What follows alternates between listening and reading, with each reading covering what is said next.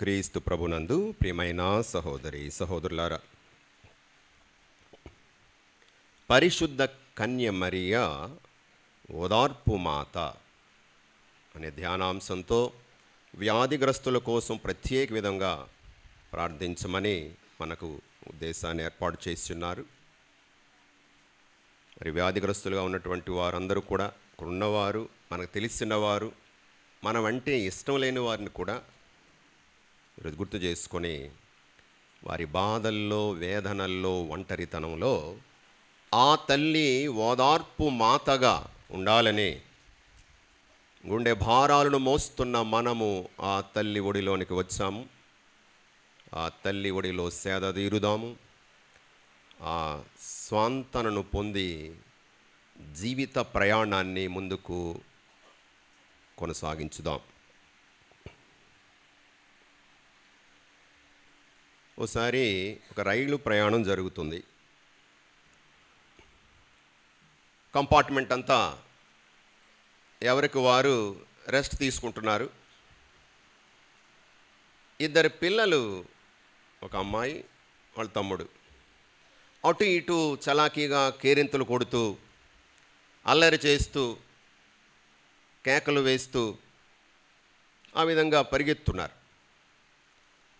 ఎలాంటి అల్లరి చేస్తున్నారంటే, న్యూస్ పేపర్ ఎవరైనా చదువుతుంటే అలా లాగేసుకొని పరిగెత్తడం, అలాగే ఆ పై బెర్త్లో ఎవరైనా స్త్రీలు నిద్రపోతుంటే జడ కిందకు వస్తుంది కదా, అది పట్టుకొని ఇలా లాగడం, ఇలాంటి అల్లరి పనులు చేస్తూ ఏదో గొప్ప సాధించామన్నట్టుగా పరిగెత్తుకొని పారిపోవడం, నవ్వుకుంటూ మరలా రావడం, ఏదో చిన్న అల్లరి పని చేయడం. కొంతమంది సీనియర్స్ ఉంటారు కదా, సీనియర్ సిటిజన్స్ బాగా నిద్రపోవాలని చూస్తారు, వాళ్ళకి డిస్టర్బెన్స్. ఒక పెద్ద ఆయన, ఏమిటి అల్లరి పిల్లలు, కోతి పిల్లల్లా ఉన్నారు, ఎవరి పిల్లలు అని వారి వెంట తరుముకుంటూ ఉన్నట్టుగా పరిగెత్తుకొని వస్తున్న పిల్లల్ని అతను కూడా వెంబడించాడు. ఆ పిల్లలు చూసి భయపడి పరిగెత్తి ఒక వ్యక్తి అతని ఒళ్ళోకి పరిగెత్తుకొని వెళ్ళి అక్కడ అందరూ అక్కడికి వెళ్ళారు. ఈ పెద్ద ఆయన పరిగి వస్తున్నట్టు వెనక వచ్చి, ఎవరి కోతి పిల్లలు, ఎవరి తల్లిదండ్రులు, ఎవరి పిల్లలు? ఆ కిటికీలోంచి అవతలకు చూస్తున్నటువంటి ఆ వ్యక్తి, వాళ్ళ తండ్రి, పిల్లల తండ్రి, ఒకసారి ఇలా తిరిగాడు. దుఃఖంతో ముఖమంతా భారంతో ఉంది, దుఃఖభారంతో. ఓహో, మీ పిల్లలా, ఏం పెంపకమయ్యా అంటున్నాడు పెద్ద ఆయన. సార్ క్షమించండి,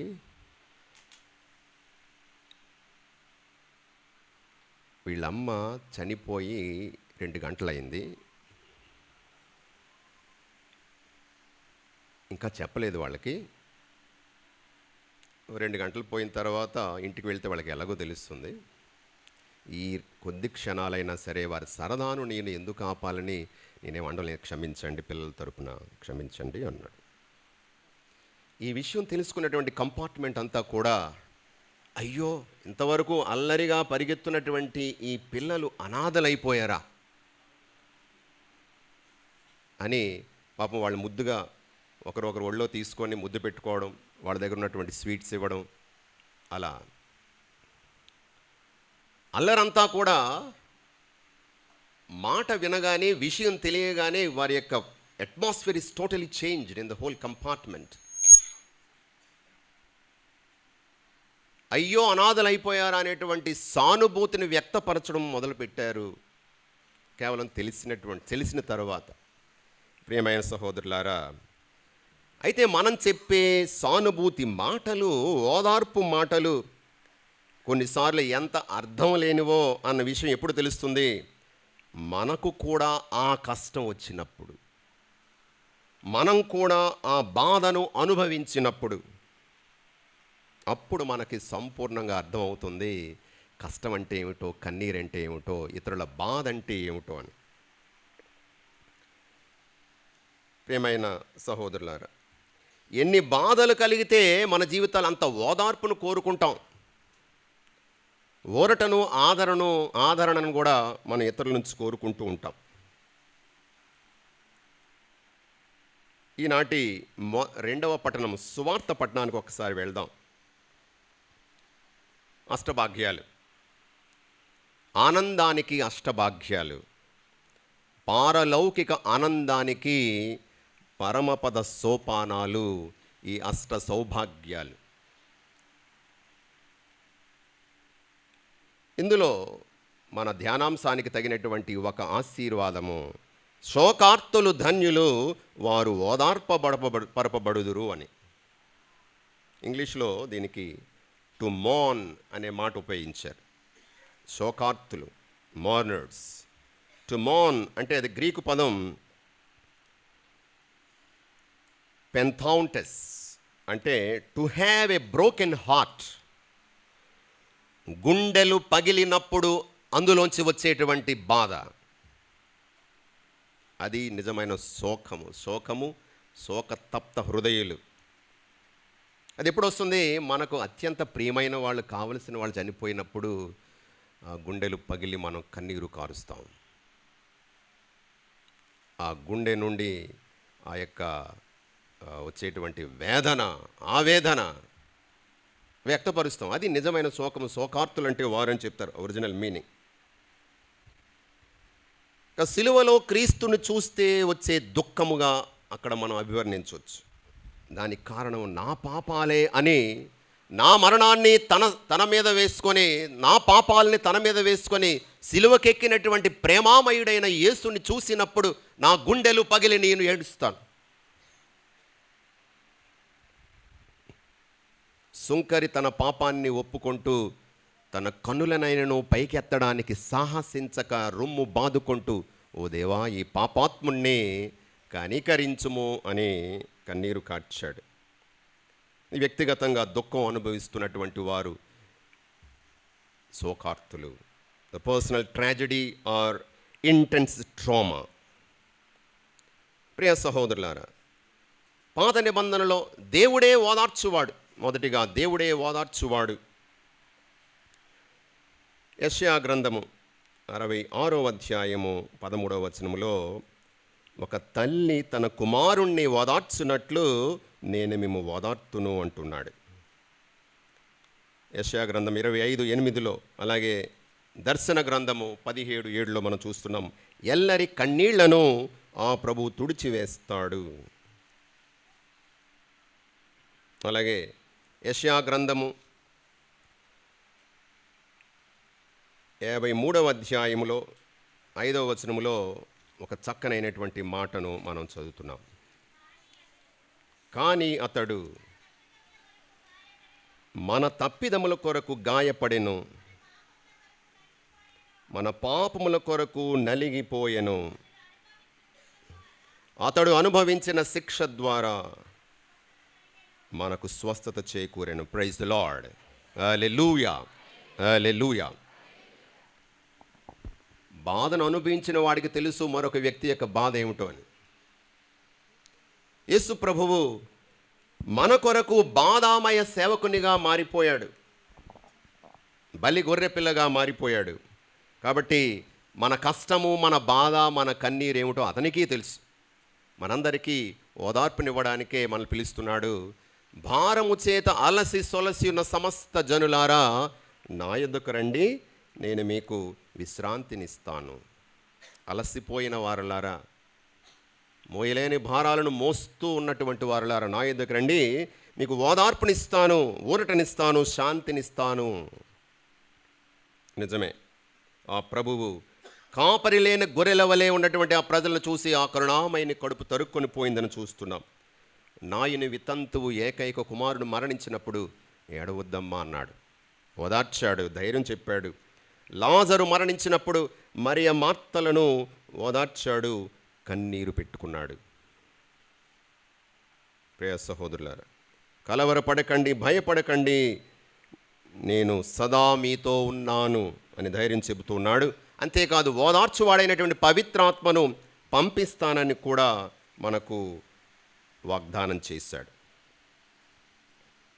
బాధను అనుభవించినటువంటి ఆ ప్రభు గురించి గుర్రం జాషువా కవి పద్య రూపంలో రాసిన క్రీస్తు చరిత్ర అనే గ్రంథరాజము నుండి మనం అంతా పద్యరూపమే, జీవితం అంతా కూడా యేసుక్రీస్తు జీవిత చరిత్ర. అందులో ఆ ప్రభువు బాధలను అనుభవించాడు కాబట్టి బాధలను అనుభవించే వారి యొక్క బాధ ఏమిటో అతనికి తెలుసు అని మనం గుర్తిస్తున్నాం. జనన మరణములను శాసించునధికారి శిరము వంచే జనన మరణములకు ఎంత ప్రేమ గలదో యేసునాదునకు మానవులయందు పాప భవులయందు. జనన మరణములను శాసించు అధికారి జనన మరణాలకు శిరస్సు వంచాడు, మానవునిగా మారిపోయాడు. ఎంత ప్రేమ ఆ ప్రభువుకని. కలువరి నెత్తమ్ముల సిలువను వ్రేలాడు క్రీస్తు జీమూతము, భూతలమున గురిసిన నెత్తుట మొలచెన్ సన్ముక్తి సత్యమున్ భక్తులకు. కల్వరిలో శిలువ మీద వేలాడుతున్నటువంటి ఈ మృతదేహము నుండి కారిన రక్తము చేత తడిసిన నేల నుండి పుట్టుకొచ్చినటువంటి నిత్య జీవపు ఊటలను ఆ ప్రభువు మనకు ప్రసాదించాడని చక్కగా అక్కడ మనకు తెలియజేస్తున్నాడు. ప్రియ సహోదరులారా, మీరు ఇటువంటి బాధామయుడైనటువంటి సేవకుని తల్లి మరియా, బాధలను అనుభవించిన తల్లి మరియా మన బాధలను అర్థం చేసుకుంటుంది, మనకు ఊరటనిస్తుంది. ఈరోజు మనందరం అనుకుంటూ ఉంటాం, నేను ఒంటరితనాన్ని అనుభవిస్తున్నాను, ఒంటరితనంలో ఉన్నాను, అన్నీ ఉన్నాయి, అందరూ ఉన్నారు, కానీ ఒంటరులు అనుకుంటే అదిగో ఆ తల్లి ఆ ఒంటరితనాన్ని అనుభవించింది. యోజప్ప గారు చనిపోయారు. ఎదిగొచ్చినటువంటి కొడుకు తల్లిని ఒంటరిని చేసి విడిచిపెట్టి దైవరాజ్య వ్యాప్తికి ఊరూరు తిరుగుతున్నాడు. అవమానాలు పొందుతున్నాను, ఈ దుఃఖభారాన్ని నేను ఎలా మోయాలని మీరు బాధపడుతున్నారా? నిందలు అవమానాలు ఆ తల్లి కూడా మోసింది. ఏమిటా నింద? తన మీద తన కుమారుని వచ్చిన నింద ఏమిటి? ఈ పిచ్చివాడిని అనుకుంటాను, భోజనాలు చేయడం లేదన్నారు. ఇతడు అద్భుతాలు చేస్తున్నాడు, కానీ దీనికి కారణం ఇతని శక్తి ఏం కాదు, బెల్జబూలు దెయ్యాలకు అధిపతి అయినటువంటి వాడి వల్ల చేస్తున్నాడు, కానీ ఇతనికి ఏమీ సత్తా లేదన్నారు. ఇంకేమన్నారు? ఇది తాగుబోతులతో పాపాత్ములతో తిరుగుతున్నాడు. అంతే కదా, సొంత ఊరిలో చంపడానికి చూశారు. తన కొడుకు మీద హత్యా ప్రయత్నాలు జరుగుతున్నాయన్న మాట ఆ నోట ఈ నోట తన ఆ తల్లి చెవిని పడినప్పుడు ఎన్ని నిద్రలేని రాత్రులు గడిపిందో ఆ తల్లి. కాబట్టి ఆ తల్లికి తెలుసు ఇటువంటి బాధ భారం అంటే ఏమిటో అని. మనందరికీ ఆ తల్లి గుండెల్లో దూసుకుపోయినటువంటి 1 కాదు 7 బాకులు నిన్నటి దినాన మనము ధ్యానం చేశాం. సిమియోను ప్రవక్త ప్రవచనం, అక్కడ నుండి ఐగుప్తు పలాయనం, బాలయేసు తప్పిపోవడం, సిలువ మోస్తూ ఆ కుమారుణ్ణి మోస్తున్నటువంటి కుమారుని చూడడం, ఆ కుమారుని మరణము, సిలువ నుండి దించడం, ఆ తల్లి చేతుల్లో ఉంచడము, తల్లి తన కుమారుణ్ణి సమాధి చెయ్యడం. ప్రియమైన సహోదరులారా, ఒక తల్లి తన కుమారుణ్ణి సమాధి చేయడం, కళ్ళెదుట కొడుకు కష్టాలు పాలవుతుంటే చూసి భరించింది, కానీ విడిచిపెట్టలేదు, నడుస్తూనే ఉంది, కల్వరికి నడుస్తూనే ఉంది. అక్కడ మనము తల్లి శోకం అనేటువంటి మరొక భాగంలో శిలువ మీద వేలాడుతున్నటువంటి తన కొడుకును చూసి ఆ తల్లి వేదనను అనుభవిస్తూ ఆ గుండెలు వ్రయ్యలై పలుకుతున్నటువంటి మాటలు. అలగు స్వార్గిక శక్తులు గలిగి విశుద్ధాత్మ చేత కడుపునబడి నిందలు మోసి సిలువ మ్రానికి బలి అయితే పుత్రా, లోక పావన చరిత. ముండ్ల కిరీటము ముద్దాడెనే తండ్రి, మణి కిరీటోజ్వల మస్తకమునా, కరకు బల్లెపు మొనల్ చొరబారెనే తండ్రి, ప్రేమ నిండారు నీదు హృదయ కుహరి, కుటిలంబుటుకు మేకులు చొచెనే తండ్రి, చక్కని పాదాంబుజములయందు మోయజాలని సిల్వను మోయించిరే తండ్రి, దివినేలు నీదు బాహువుల చేత. మణి కిరీటము ఉండవలసిన స్థానములో ముళ్ళ కిరీటాన్ని పెట్టింది ఈ పాడులోకం. ప్రేమ నిండిన నీ గుండెల్లోనికి కరకు బల్లెపు మొనలు చొచ్చుకొని పోయాయి. కుటిలమనే ఉక్కు మేకులతో నీ చక్కని పవిత్ర పాదాల్లోనికి వాళ్ళు మేకులు దించారు. దివినేలు భువినేలు బాహువుల మీద అధికార దండము ఉండవలసిన చోటులో సిలువను నీ చేత మోయించారు. ఓ నా కుమారుడా, ఇన్ని కష్టాలు నేను ఎలా భరించగలను? ప్రియ సహోదరులారా, ద ప్యాషన్ ఆఫ్ క్రైస్ట్ అనేటువంటి చక్కని సినిమా ఉంది. ఆ తల్లికి బిడ్డకు ఉన్నటువంటి అన్యోన్యమైన బంధాన్ని ఇక ఏ చిత్రము చూపించలేదు. యేసుప్రభు సిలువను మోసుకుంటూ వెళ్తున్నప్పుడు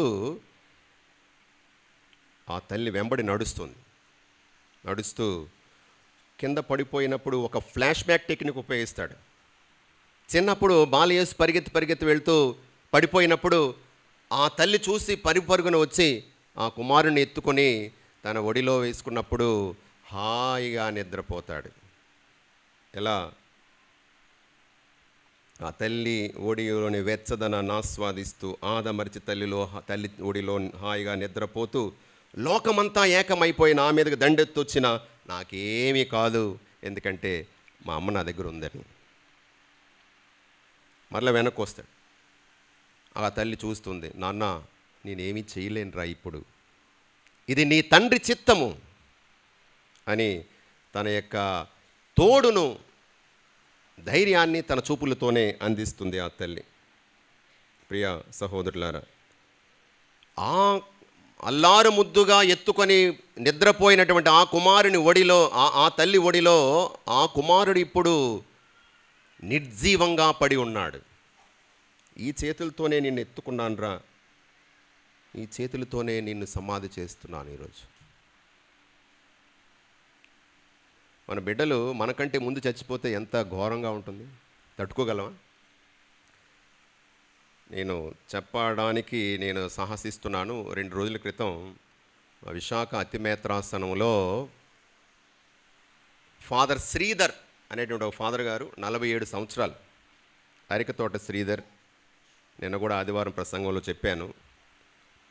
ఆ ఫాదర్ గారు చనిపోయారు. 47 ఏళ్ళు. కొన్ని అనారోగ్య కారణాల చేత కొన్నాళ్ళుగా బాగోలేదు. నిన్న 1వ తారీఖున ఉదయం విషమించింది ఆరోగ్యం, చనిపోయారు. గురువులుగా, సోదర గురువులు, మఠవాసులు, ఎక్కడెక్కడ పనిచేసిన వాళ్ళ ప్రజలందరూ వచ్చారు, ఆత్మీయులు, కుటుంబ సభ్యులు ఉన్నారు.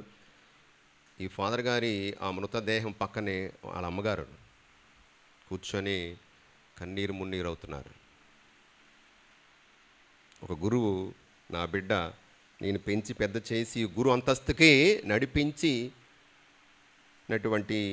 నడిచిన ఆ గురువు నా కొడుకు చచ్చిపోయాడని. నాకు ఇదే 2-3 రోజుల నుంచి ఇదే జ్ఞాపకం వస్తుంది. కళ్ళెదుట కన్న కొడుకు చనిపోతున్నాడు, మరణిస్తున్నాడు. ఆ తల్లి ఏమి చేయలేదు, కన్నీరు కారుస్తుంది, కానీ అక్కడి నుంచి వెళ్ళిపోలేదు, అడ్డుపడలేదు. అక్కడ ఆ తల్లి నడిచింది, ధైర్యం నింపింది. తన యొక్క నరావతారము యొక్క ఉద్దేశం నెరవేరినంత వరకు ఆ తల్లి ఆ బిడ్డను విడిచిపెట్టలేదు. తన తుది శ్వాసను విడుస్తున్నటువంటి క్షణాల్లో కూడా ఆ తల్లి పక్కనే ఉంటూ ధైర్యం ఇస్తూ ఉంది, ఓదార్పునిస్తుంది. మరి ఈరోజు ఆ తల్లి మనకు కూడా ఓదార్పునిస్తూ ఉంది. మనందరికీ ఓదార్పు కావాలి. ఈరోజు ఓ సామెత ఉంది, ఏనుగుకి కాలెంతో దోమకి రెక్క అంతేనట. చాలామంది అనుకుంటూ ఉంటాం, ఏనుగు అమ్మ బాబా ఎంత పెద్దది, దాని కాలు ఎంత పెద్దది, కాలు పోతే ఎంత బాధపడుతుందో అనుకుంటూ ఉంటాం. దోమగా దాని రెక్కపోతే ఏముంది, చచ్చిపోయిన పెద్ద పట్టించుకోదు. ఏ ప్రాణానికి అంత కష్టం, ఏ ఎండకా గాలి. అంతస్తుకు తగిన కష్టాలు అందరికీ ఉన్నాయి. పాపు గారికి ఉన్నాయి, అమెరికన్ ప్రెసిడెంట్కి ఉన్నాయి, మన ప్యారిస్ ప్రీస్ట్ గారికి ఉన్నాయి, మన సిస్టర్లకు ఉన్నాయి, కుటుంబ సభ్యులకు ఉన్నాయి, ఎల్కేజీ స్టూడెంట్కి కూడా ఉంది, పావు కేజీ స్టూడెంట్. వాడి కష్టాలు వాడి మన చేలి చెప్పలేదు.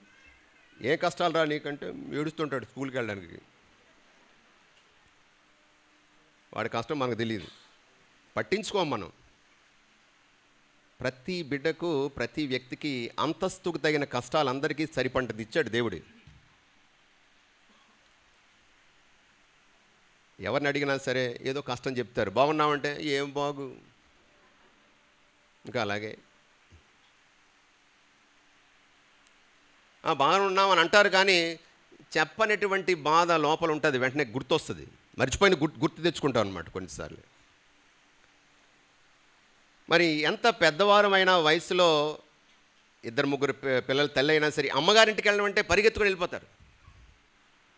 మా ఆయన వాళ్ళ పని చూసుకుంటాడులే, ఏం వండుకుంటాడు, బయటకు హోటల్కి వెళ్ళి తింటాడు, అమ్మగారింటికి పరిగెత్తాలి.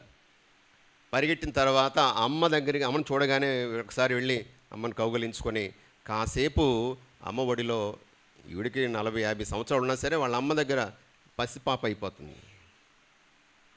కష్టం అంతా మర్చిపోతుంది. ఏ కష్టాలు చెప్పుకుంటుంది, మీ అల్లుడు గారు ఇలా చేశాడు, మీ పిల్లలు ఇలా చేశాడు, మా మనవాళ్ళు ఇలా చేశాడు, మా అత్తగారు ఉన్నారే. ఈ కష్టాలు బాధలన్నీ కూడా అమ్మకు చెప్పేసుకోవాలి, గుండె భారం దించేసుకోవాలి. మరలా శక్తిని కూడగట్టుకొని యుద్ధానికి వెళ్ళాలి అత్తగారింటికి. ఇది చిన్న ఉదాహరణ. ఆఫీస్ విషయంలోనూ, పిల్లల స్కూల్ విషయంలోనూ, ఒక ప్యారిష్ విషయంలోనూ, ఒక అడ్మినిస్ట్రేటర్గాను, ఒక ఉద్యోగిగాను అంతస్తుకు తగ్గ కష్టాలు అందరికీ దేవుడిచ్చాడు. అయితే మోసే శక్తిని కూడా ఆ ప్రభు ఇస్తున్నాడు. ఆ తల్లిని మనకు తల్లిగా ఇచ్చాడు సిలువ మీద. ఇదిగో నీ కుమారుడు, ఇదిగో నీ తల్లి అని. కష్టం అంటే గుర్తొచ్చింది. పిల్లలకే కాదు, పెద్దలకు కూడా ఉంటాయి కష్టాలు.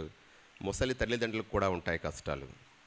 ఎవరిని అడిగినా మీ అబ్బాయి ఏం చేస్తున్నాడంటే, మా వాడికి ఏమండి, అమ్మాయి ఆస్ట్రేలియాలో ఉంది, అబ్బాయి అమెరికాలో ఉన్నాడు. ఆ మధ్య ఏదో వచ్చింది జోక్, మీరు ఎక్కడున్నారంటే మేము అనాథ శరణాలయంలో ఉన్నాం, వృద్ధాశ్రమంలో ఉన్నాం.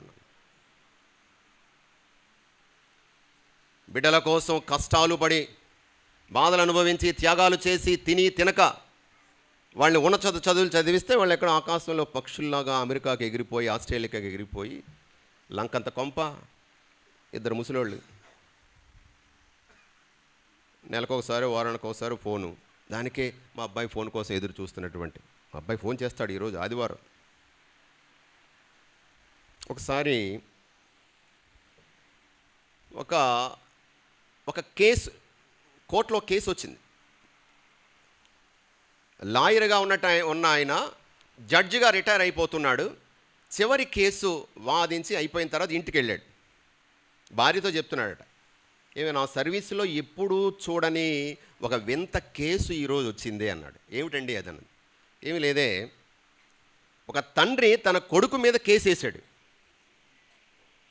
ఎవరు? తండ్రి తన సొంత కొడుకు మీద కేసు వేశాడు. ఏమనట, మా అబ్బాయి నన్ను సరిగ్గా చూసుకోవట్లేదండి. హీరింగ్ పిలిచారు. ఎక్కడో అనకాపల్లి పక్కన ఏదో పల్లెటూరు, వాళ్ళది. వీడు అక్కడికి రమ్మన్నాడు. కేసు ఎక్కడేస్తే అక్కడికే వెళ్ళాల. అక్కడికి వెళ్ళారు. కేసు అవుతుంది. ఏమయ్యా, మీ నాన్నని సరిగ్గా చూసుకోవటం లేదట అన్నాడు. అదేంటి సార్, నేను చూసుకోవడం ఏమిటండి?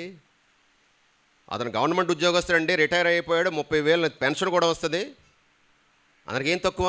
అతను మేము చూసుకోవడం ఏమిటండి అన్నాడు. అంటే ఇతను అన్నాడు, లేదు సార్, వాడు నన్ను సరిగ్గా చూసుకోవట్లేదు అన్నాడు.